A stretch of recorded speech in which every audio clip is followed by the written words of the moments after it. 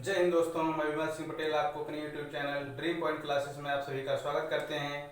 तो बच्चों, जैसे हम लोग जीएस सेशन में संविधान पर संविधान में हम लोग बच्चों मौलिक अधिकार शुरू किए थे, उसमें भी हम लोग आर्टिकल 12 से 15 तक देख चुके हैं। बच्चों, आज हम लोग देखेंगे आर्टिकल 16 से उसके आगे। बच्चों, आर्टिकल 16 हमारा है अवसर की समानता। अवसर की समानता कौन समानता है, हम लोग इसको देखते हैं। बच्चों, आर्टिकल 16(1) है, इसमें 16(1) है, 16(2) है, 16(3) है, 16(4) है। ठीक, इसमें 4 इसके खंड हुए हैं। ठीक, तो बच्चों इसमें सबसे पहले हम देखेंगे 16(1) में क्या कहता है। बच्चों, इसमें ये कहता है, आर्टिकल 16(1) में ये कहता है कि भारत राज्य क्षेत्र में, जो भारत जितना राज्य क्षेत्र है, भारत राज्य क्षेत्र में राज्य, जो राज्य मतलब यहाँ क्या हो जाएगा बच्चों, सरकार से मतलब होता है। ठीक, इसमें ये कहा गया है कि भारत राज्य क्षेत्र में राज्य सरकारी पदों पर किसी भी नागरिक को उसके नियुक्ति और प्रयोजन में कोई भेदभाव नहीं करेगा। ठीक बच्चों, फिर से एक बार समझते हैं। भारत राज्य क्षेत्र के भीतर राज्य किसी भी नागरिक को सरकारी पदों पर नियुक्ति और नियोजन के अवसर में कोई भेदभाव नहीं करेगा। ठीक बच्चों, तो ये कौन सी में है, आर्टिकल 16(1) में है। तो आज बच्चों आर्टिकल 16(2) में क्या कहता है। इसमें बच्चों ये कहता है, भारत राज्य क्षेत्र में राज्य किसी भी नागरिक को उसके मूल वंश, जाति, धर्म, जन्म स्थान,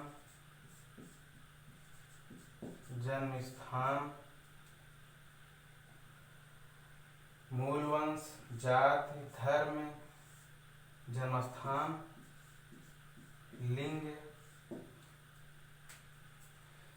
तो आर्टिकल 16(2) ये कहता है कि भारत राज्य क्षेत्र में राज्य किसी भी नागरिक को मूल वंश, जाति, धर्म, जन्म स्थान व लिंग के आधार पर किसी भी नागरिक को सरकारी पदों पर नियुक्ति या नियोजन में कोई भेदभाव नहीं करेगा। ठीक बच्चों, तो आर्टिकल 3 देखते हैं हम बच्चों क्या कहता है। 16(3) क्या कहता है बच्चों, 16(3) ये कहता है कि निवास स्थान के आधार पर, किसके आधार पर बच्चों, 16(3) ये कहा गया है कि निवास स्थान के आधार पर, किसके आधार पर, निवास स्थान के आधार पर जो राज्य होते हैं, राज्य मतलब यहाँ जैसे स्टेट हो, जैसे यूपी हो गया, एमपी हो गया, महाराष्ट्र हो गया, गुजरात हो गया, दिल्ली हो गया, यहाँ मतलब स्टेट्स ये मतलब है।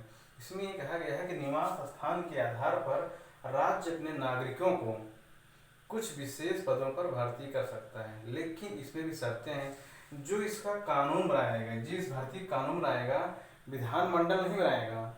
कौन नहीं बनाएगा, इसका जो कानून बनाएगा उस राज्य की विधानमंडल नहीं बनाएगा,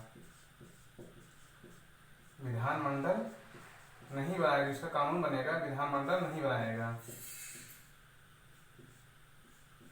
इसको बनाए कौन, इसका जो कानून बनाएगी कौन बनाएगा, संसद बनाएगी। संसद मतलब भारत सरकार बनाएगी, और वो जो कानून बनाएगा वो सभी राज्यों पर समान रूप से लागू होगा। ठीक बच्चों, सीधे सीधे इसमें समझते हैं बच्चों कि निवास स्थान के आधार पर राज्य कुछ विशेष पदों पर अपने नागरिकों को नियुक्ति दे सकता है, लेकिन उस नियुक्ति के संबंध में जो नियम या कानून बनेगा उसको कौन बनाएगा, संसद बनाएगा। ठीक बच्चों, तो आर्टिकल 16(4) में क्या कहता है।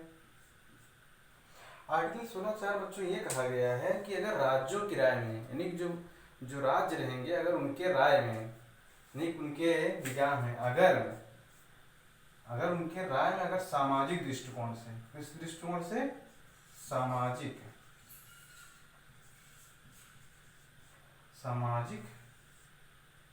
दृष्टिकोण से, जो सामाजिक दृष्टिकोण से, इसमें जैसे जो ओबीसी वाले रहेंगे, एससी है और एसटी है, ठीक,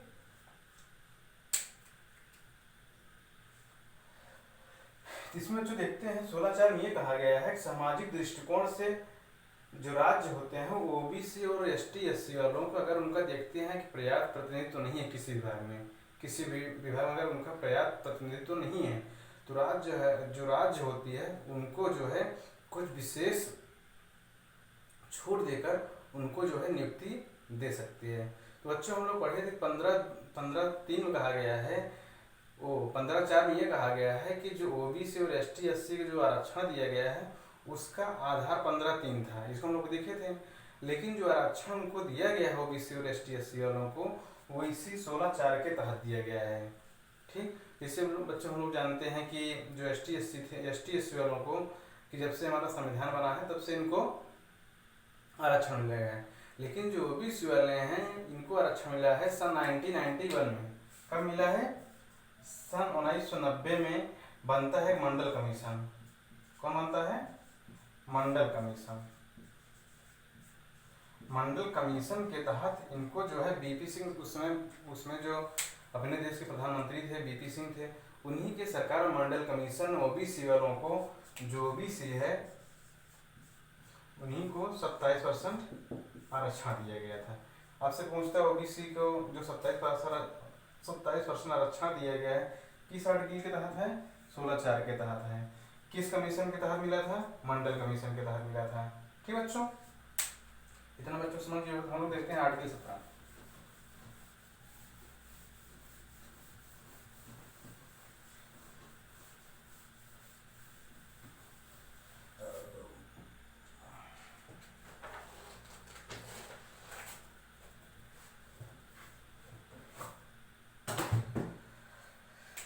अनुच्छेद 17, इसमें बच्चों क्या है? अनुच्छेद 17 में कहा गया है अस्पृश्यता का अंत।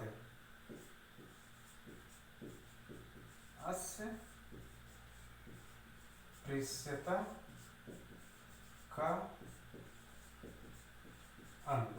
ठीक बच्चों, आपसे पूछता है कि अस्पृश्यता का अंत किस अनुच्छेद में है? किस अनुच्छेद में है? अनुच्छेद 17 में है। यह पूछता है कि अनुच्छेद 17 में क्या है?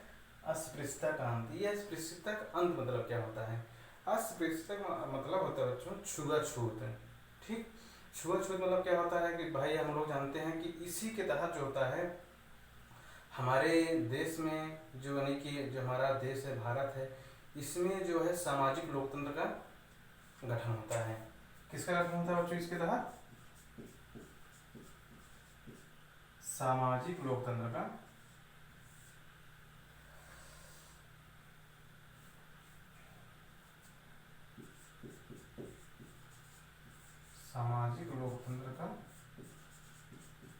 गठन होता है। तो बच्चों इसे कहा जाता है बच्चों सामाजिक न्याय। इसी के तहत क्या मिलता है? सामाजिक न्याय की स्थापना होती है। सामाजिक न्याय की स्थापना होती है।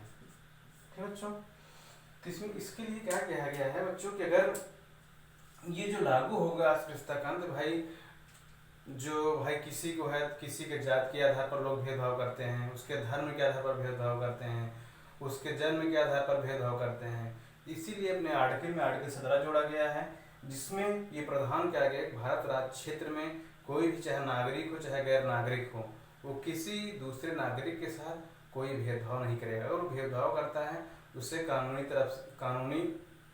कार्रवाई की जाएगी और उसे दंड दिया जाएगा। इसी के लिए बच्चों इसको समाप्त करने के लिए एक कानून बनाया गया था। उस कानून बहुत पूछता है बच्चों, आप लोगों से पूछता है, जो कानून बना था अस्पृश्यता अपराध निवारण अधिनियम। कौन बना था? अस्पृश्यता अपराध निवारण अधिनियम।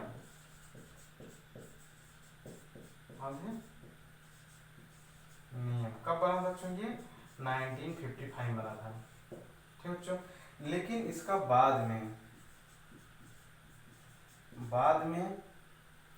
सन 1976 में इसका नाम बदल दिया गया। इसका नाम बदल दिया गया। अब इसे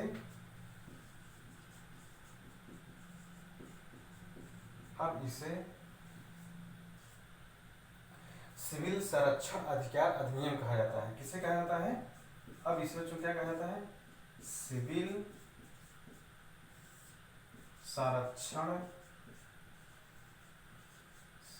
संरक्षण अधिकार अधिनियम।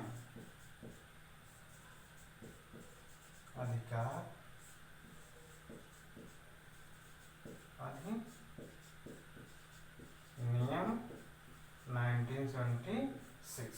बच्चों ये दोनों क्वेश्चन आपसे पूछता है कि अस्पृश्यता को अंत करने के लिए कौन सा अधिनियम लाया गया था?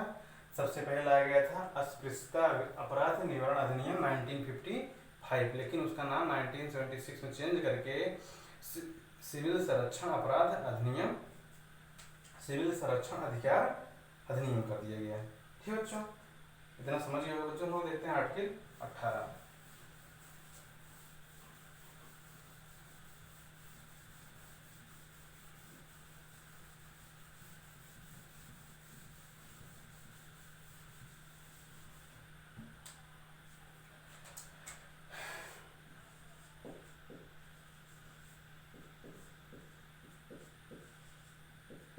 अनुच्छेद 18 बच्चों, अनुच्छेद जो 18 है इसमें कहा गया है उपाधियों का अंत।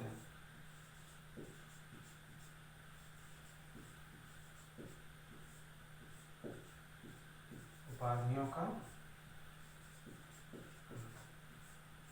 इसका मतलब क्या है बच्चों? उपाधियों का अंत क्या है? इसमें बच्चों कई पार्ट हैं इसके। जैसे आर्टिकल 18(1) है, 18(2) है, 18(3) है। ठीक है बच्चों, हम लोग देखते हैं इसमें क्या है। क्या बच्चों एक आर्टिकल इसमें देखते हैं 18(1) में कहा गया है। बच्चों इसमें आर्टिकल 18(1) में कहा गया है कि जो राज्य है यानी जो सरकार है विद्या और सेना किसके संबंधित है? जो राज्य जो है अपनी राज्य जो है विद्या मतलब शिक्षा क्षेत्र में, विद्या या सेना, ठीक, विद्या या सेना संबंधी उपाधि।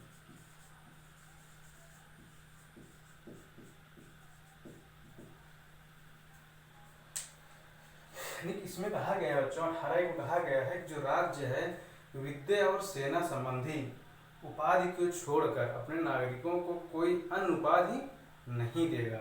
ठीक बच्चों, विद्या मतलब आप समझ रहे हो शिक्षा क्षेत्र में, और सेना मतलब जानते हो आप जो हमारे सेनाएं हैं, थल सेना, वायु सेना एवं जल सेनाएं जो हैं। ठीक बच्चों, तो आर्टिकल 18 क्या कहता है बच्चों?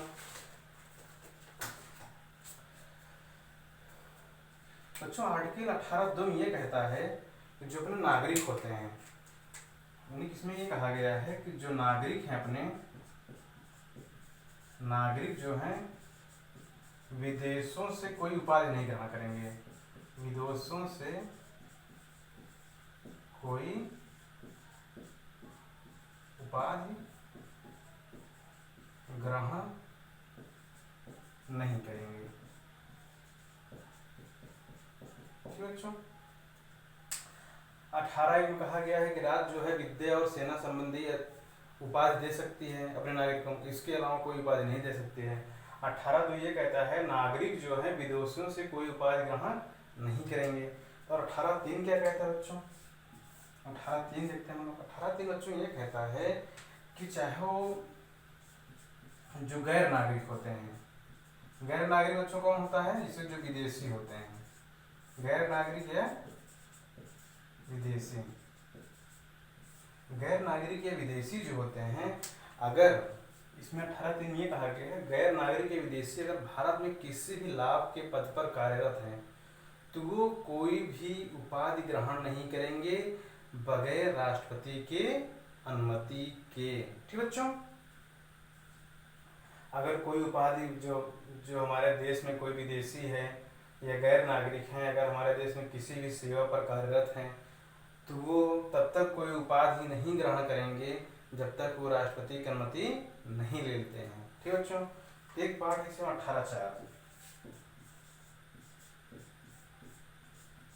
18(4) में क्या बच्चों? 18(4) में यही कहा गया है कि जो अपने नागरिक जो यहाँ पे है, यही यही मतलब जो गैर नागरिक हैं, ठीक, यानी कि जो गैर नागरिक हैं अगर वो भारत में किसी भी लाभ के पद पर कार्यरत हैं तो वो विदेशों से या भारत में किसी भी प्रकार के गिफ्ट यानी कि उपलब्धि ग्रहण नहीं करेंगे बगैर राष्ट्रपति के अनुमति के। तो इन दोनों में अंतर क्या है बच्चों? यहाँ पर अंतर इतना ही है इन दोनों में 18(3) और 18(4) में, यहाँ भी गैर नागरिक हैं, यहाँ भी गैर नागरिक हैं।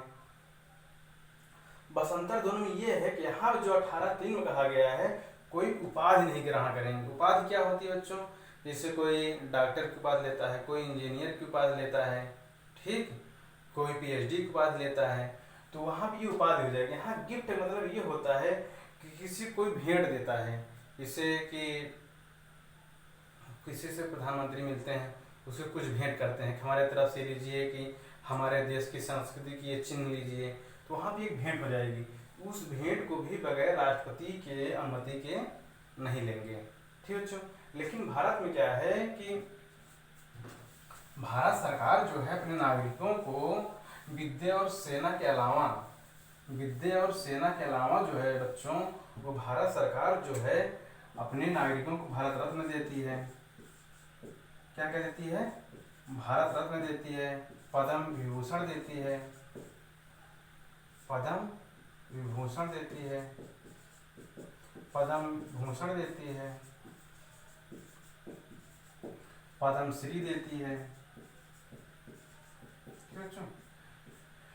भाई एक तरफ से ये 18(1) कहता है कि भारत राज्य क्षेत्र में जो राज्य है वो सिर्फ विद्या और सेना संबंधी उपाधि देगा, लेकिन यहाँ जो हमारे यहाँ भारत रत्न और पद्म विभूषण, पद्म भूषण और पद्मश्री दिया जाता है, ये जो हमारा भारत रत्न कब से दिया जाता है? भारत में हमारे यहाँ 1954 से, ठीक बच्चों, 1954 से भारत रत्न अपने यहाँ दिया जा रहा है।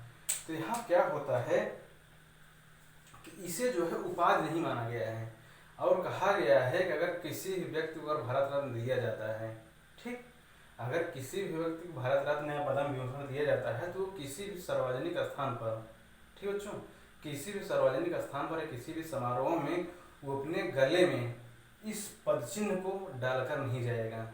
ये अपने यहाँ प्रावधान है, ठीक बच्चों। तो बच्चों मैं आशा करता हूँ आप लोग आर्टिकल 16, आर्टिकल 17 और 18 आप लोग समझ गए होंगे।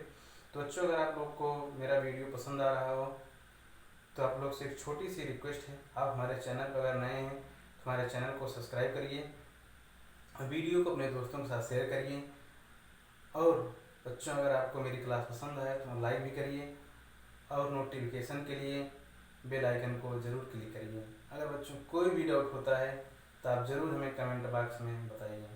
तो बच्चों आज का सेशन यही समाप्त करते हैं। जय हिंद दोस्तों।